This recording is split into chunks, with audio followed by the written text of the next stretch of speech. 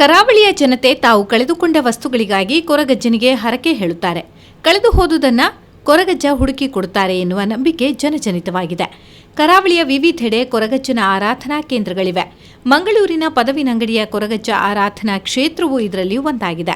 ಈ ಕೊರಗಜ್ಜ ಕ್ಷೇತ್ರದಲ್ಲಿ ಕೊರಗಜ್ಜ ದೈವದ ವಾರ್ಷಿಕ ಕೋಲವು ಸಾಂಪ್ರದಾಯಿಕ ವಿಧಿವಿಧಾನಗಳೊಂದಿಗೆ ಜರುಗಿತು. ಭಕ್ತರು ತಮ್ಮ ಆಶೋತ್ತರಗಳ ಈಡೇರಿಕೆಗಾಗಿ ಪ್ರಾರ್ಥಿಸಿದರು. ವಿವಿಧ ಧಾರ್ಮಿಕ ಕಾರ್ಯಕ್ರಮಗಳು ಈ ಸಂದರ್ಭ ನಡೆದವು.